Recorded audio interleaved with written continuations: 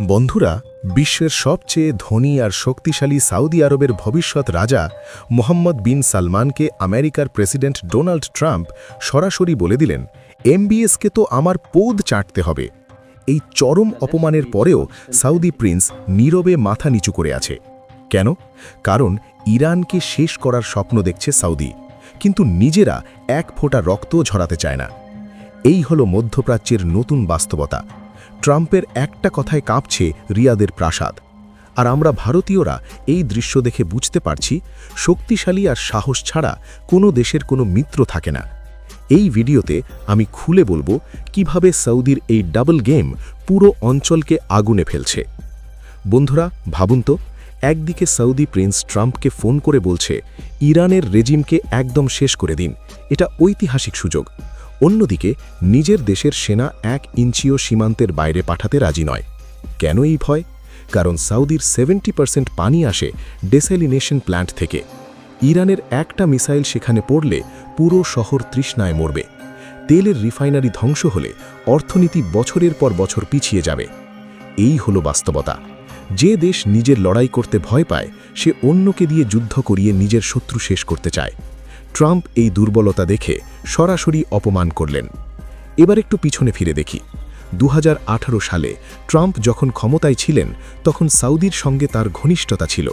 কিন্তু বাইডেন এসে সৌদিকে প্যারিয়া স্টেট বলে অপমান করেছিলেন, অস্ত্র বিক্রি বন্ধ করেছিলেন। ট্রাম্প ফিরতেই সৌদি ভেবেছিল এবার আবার পুরনো দিন ফিরবে, কিন্তু ট্রাম্প এবার নিজের শর্তে খেলছেন। এখানে ভারতের দৃষ্টিকোণটা খুব গুরুত্বপূর্ণ। আমরা ভারতীয়রা জানি, শক্তিশালী নেতৃত্ব ছাড়া কোনো দেশকে সম্মান করা হয় না। মোদিজির নেতৃত্বে ভারত যেভাবে নিজের স্বার্থ রক্ষা করে চলছে, ঠিক তেমনি ট্রাম্পও আমেরিকার স্বার্থ দেখছেন।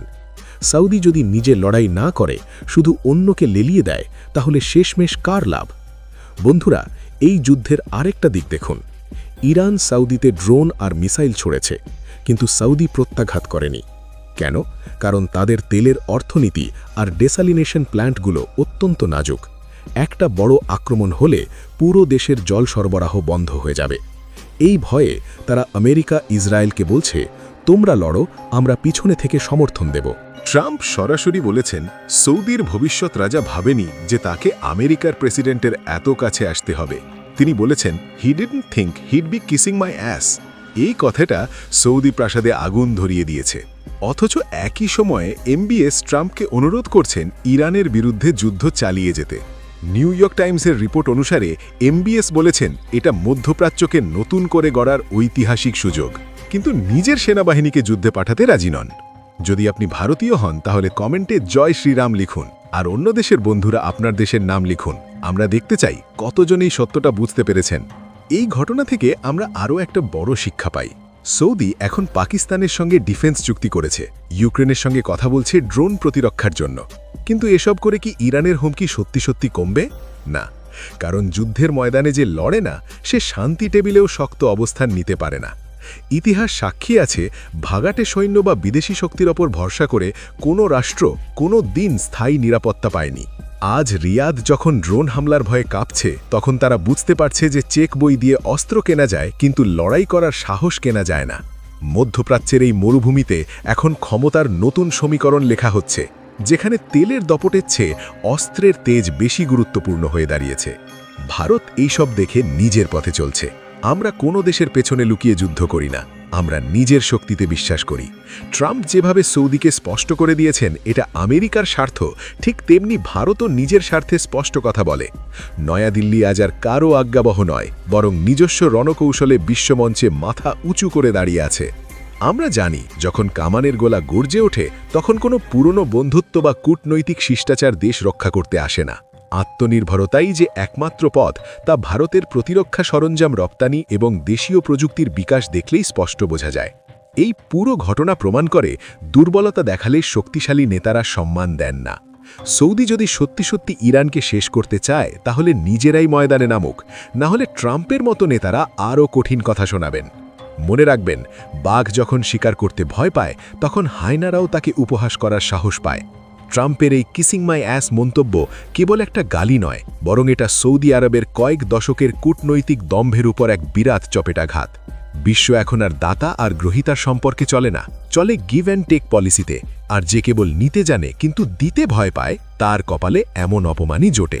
এই ঘটনা দেখে আমি বলবো, আজকের বিশ্বে কোনো দেশকে আর আবেগ দিয়ে চালানো যায় না। সৌদির এই অবস্থা প্রমাণ করে যে টাকা আর তেল থাকলেই শক্তি হয় না, সাহস আর স্পষ্ট নেতৃত্ব চাই। ভারত এই শিক্ষা নিয়ে নিজের প্রতিরক্ষা আর কূটনীতিকে আরও মজবুত করছে। ট্রাম্পের এই কথা সৌদিকে একটা বড় ধাক্কা দিয়েছে, কিন্তু আমাদের জন্য এটা একটা উদাহরণ।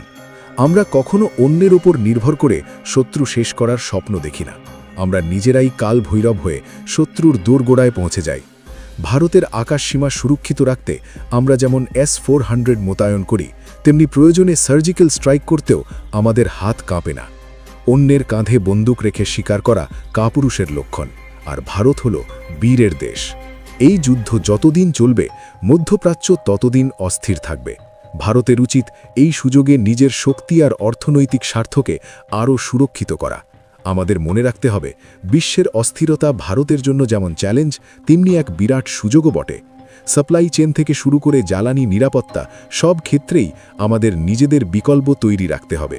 কোনো দেশের অভ্যন্তরীণ রাজনীতি বা বিদেশি নেতাদের চপলতায় ভারতের ভাগ্য যেন কোনোদিন আটকে না থাকে, সেটাই হোক আমাদের শপথ। আজকের পৃথিবীতে ভূ রাজনীতি কোনো ড্রয়িং রুমের আড্ডা নয়, এটি একটি দাবার চাল, যেখানে সামান্য ভুল চাল দিলেই একসময়ের শক্তিশালী সাম্রাজ্য তাসের ঘরের মতো ভেঙে পড়তে পারে। সৌদি আরব যদি মনে করে থাকে শুধু তেলের ডলার দিয়ে তারা ইতিহাস বদলে দেবে, তবে তারা মুদ্রার উল্টো পিঠ দেখতে শুরু করেছে। ভারত আজ সেই বাস্তবতাকে স্বীকার করে নিজের আর্ট অফ ওয়ার বা যুদ্ধ কৌশল সাজাচ্ছে, যেখানে আমাদের স্বার্থই হবে আমাদের একমাত্র ধ্রুবতারা। আমাদের মনে রাখা দরকার, যারা আজ ট্রাম্পের পায়ে পড়ছে, কাল তারা অন্য কারো দরজায় করা নাড়বে, কারণ আনুগত্য দিয়ে নয়, তারা শুধু ভয় দিয়ে শান্তি কিনতে চায়। কিন্তু ভারত শান্তি চায় শক্তির মাধ্যমে, নতজানু হয়ে নয়। যখন বিশ্ব শক্তিগুলো একে অপরের গলায় ছুরি বসাতে ব্যস্ত, তখন আমাদের উচিত নিজেদের নৌবাহিনী এবং মিসাইল শক্তিকে এমন এক দুর্ভেদ্য স্তরে নিয়ে যাওয়া, যাতে ভারত মহাসাগরে আমাদের অনুমতি ছাড়া একটা পাতাও না নড়ে।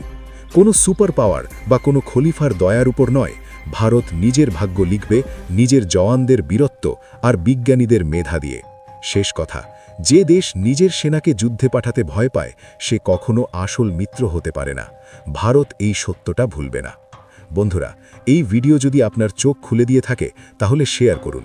ভারতের দৃষ্টিকোণ থেকে এমন নির্ভীক বিশ্লেষণ আরও চাইলে চ্যানেলটি সাবস্ক্রাইব করে রাখুন। আগামী দিনে বিশ্ব রাজনীতি আরও উত্তপ্ত হবে, আর আমরা থাকব প্রতি মুহূর্তের আপডেট নিয়ে আপনার পাশে। মনে রাখবেন, সচেতন নাগরিকই হল একটি শক্তিশালী রাষ্ট্রের মেরুদণ্ড। তাই সত্য জানুন এবং ভারতের জয়যাত্রা সুনিশ্চিত করুন। জয় হিন্দ, জয় শ্রীরাম।